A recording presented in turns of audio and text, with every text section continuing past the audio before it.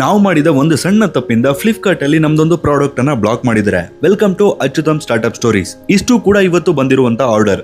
Normal ಆಗಿ 100 ml ಇದ್ದಿದ್ರೆ ಇನ್ನೂ ಆರ್ಡರ್ಸ್ ಜಾಸ್ತಿ ಬರ್ತಿತ್ತು.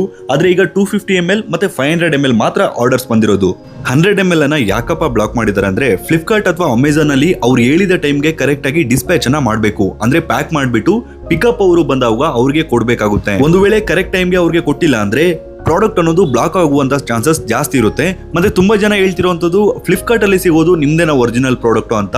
ಈಗ ಸದ್ಯಕ್ಕೆ ಯಾವುದೇ ರೀತಿಯಾದ ಶಾಪ್ ಗಳಲ್ಲಿ ನಮ್ಮ ಪ್ರಾಡಕ್ಟ್ ಸಿಗಲ್ಲ, ಓನ್ಲಿ ಫ್ಲಿಪ್ಕಾರ್ಟ್ ಅಲ್ಲಿ ಮಾತ್ರ ಸಿಗುತ್ತೆ. ಮುಂದಿನ ದಿನಗಳಲ್ಲಿ ಅಮೆಝಾನ್ ಅಲ್ಲಿ ಕೂಡ ಸಿಗುತ್ತೆ. ಇವಾಗ ನೀವು ಏನ್ ನೋಡ್ತಿದ್ರು ಇದು ನಮ್ದೇ ಪ್ರಾಡಕ್ಟ್, ಸೊ ನೀವು ಆರಾಮಾಗಿ ಫ್ಲಿಪ್ಕಾರ್ಟ್ ಅಲ್ಲೇ ಡೈರೆಕ್ಟ್ ಆಗಿ ಆರ್ಡರ್ ಅನ್ನ ಮಾಡ್ಕೋಬಹುದು.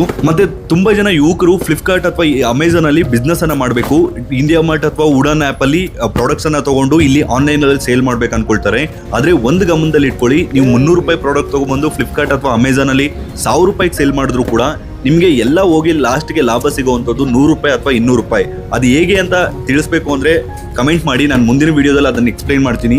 ಇ ಕಾಮರ್ಸ್ ಅಲ್ಲಿ ಡೆಲಿವರಿ ಚಾರ್ಜಸ್ ಎಷ್ಟು ಕಟ್ ಆಗುತ್ತೆ, ಕಮಿಷನ್ ಎಷ್ಟು ಕೊಡಬೇಕಾಗುತ್ತೆ, ಪಿಕಪ್ ಚಾರ್ಜಸ್ ಎಷ್ಟಿರುತ್ತೆ, ಅದಾದ ನಂತರ ಟ್ಯಾಕ್ಸ್ ಎಷ್ಟು ಪೇ ಮಾಡಬೇಕಾಗುತ್ತೆ, ಕಂಪ್ಲೀಟ್ ಎಲ್ಲದ್ರ ಬಗ್ಗೆ ಕೂಡ. ಸೊ ಇದು ಇವತ್ತಿನ ನಮ್ಮ ಸ್ಟಾರ್ಟ್ಅಪ್ ಸ್ಟೋರಿ. ನಿಮಗೂ ಕೂಡ ಏರ್ ಫಾಲ್ ಆಗ್ತಿತ್ತು ಅಂದ್ರೆ ಅಚ್ಯುತಮ್ ಏರ್ ಆಯಿಲ್ ಅನ್ನ ಬಳಸಿ ಕೇವಲ 30 ದಿನಗಳಲ್ಲಿ ಏರ್ ಫಾಲ್ ಅನ್ನೋದು ನಿಲ್ಲುತ್ತೆ. ಮತ್ತೆ ಈ ವಿಡಿಯೋನ ಎಲ್ಲರಿಗೂ ಶೇರ್ ಮಾಡಿ.